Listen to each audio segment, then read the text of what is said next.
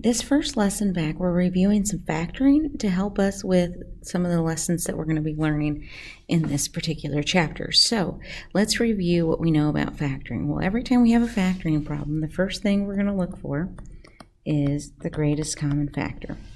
After we look for the greatest common factor, we then need to determine if we have a binomial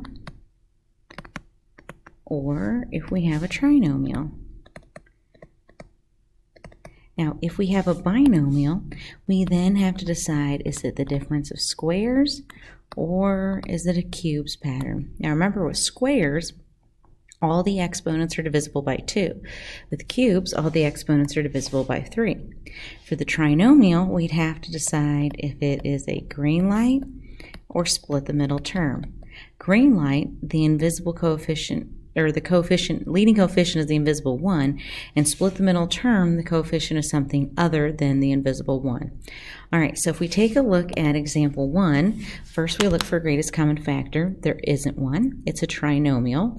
The leading coefficient is this invisible 1, so I know I'm going to go straight to my 2 parentheses, and I need 2 numbers that multiply to negative 36 and add to 5. So that those numbers would be positive 9 and negative 4. If they multiply to a negative, they have to have opposite signs. If they add to a positive, the bigger one needs to be negative. On number 2, first thing we look for is the greatest common factor. It doesn't have one. It's a trinomial with a leading coefficient of 1. So I'm going to go straight to my 2 parentheses, and I'm going to have an x and an x. Now I need 2 numbers that multiply to 21 and add to I forgot what I was going to say. Oh, add to 10. So those would be 7 and 3.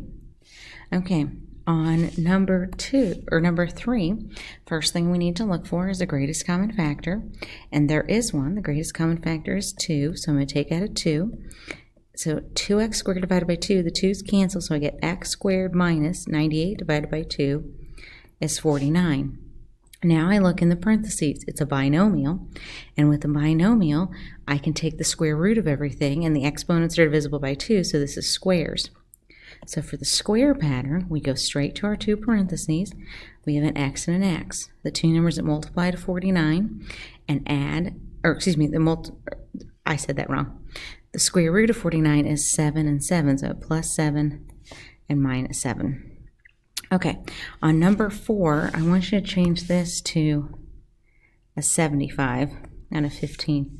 Okay, so the first thing we're going to look for is the greatest common factor. There is one. There's a 3, so we're going to take out a 3, and that leaves me with x squared plus 25. All right, well, I've got x squared plus 25, so the next thing I need to do is look, it's a binomial, and the exponents are divisible by 2, so that's the difference of squares. So I'm going to go straight to my 2 parentheses.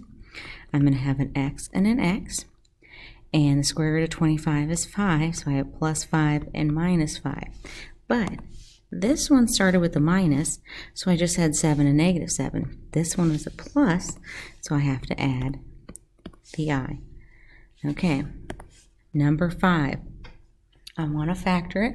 But the first thing I have to do is look for a greatest common factor. The greatest common factor is x. I'm going to take out my x, and I'm left with x squared plus 5x minus 24. Inside the parentheses, I have a trinomial.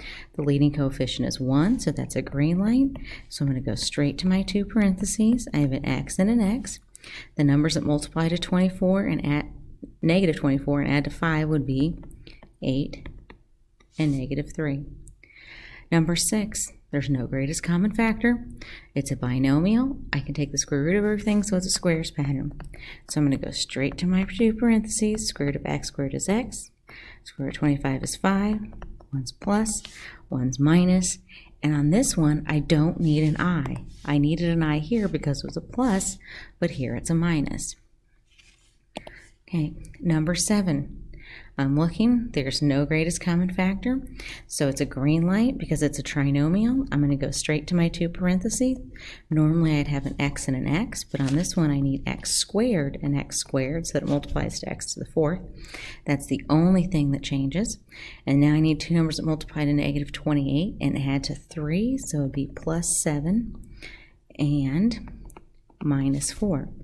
So now, because it's not an x, I need to see if I can factor further. Well, it's a binomial. Exponents are even, but I cannot take the square root of 7, so that one doesn't factor further. So this one is the same, but this one factors to x plus 2, x minus 2, because I can take the square root of 4. Okay, number 8. There's no greatest common factor. It's a binomial, and the exponents are divisible by 3, so this is the cube root. So on this one, I don't go straight to my 2 parentheses. This one, I take the cube root of the first one, and then I do the pattern on the second parentheses. So the cube root of x cubed is x. The cube root of 125 is 5, and remember the first sign matches. Then to do the second parentheses, square, multiply together, square. So I square the x, get x squared, change the sign, multiply the two things together, the last sign is always plus, and then I square the 5 and get 25. Okay, number 9. I look for greatest common factor. There isn't one. The leading coefficient is not the invisible 1, it's the 2, which means I'm going to have to split the middle term. So to split the middle term, I'm going to take 2 times 15, which is 30. Now I need two numbers that multiply to 30 and add to 13, which would be 3 and 10. So now I'm going to rewrite this. So I have 2x squared plus 3x plus 10x plus 15. Now I'm going to factor by grouping. Out of the first two, I can take out an x, and I'm left with 2x plus 3. Whatever sign is in the middle, I copy it down. Out of the next two, I can take out a 5, and I'm left with 2x plus 3. So now I can rewrite this as 2x plus 3, and then they split the x plus 5. All right, let's try this on number 10.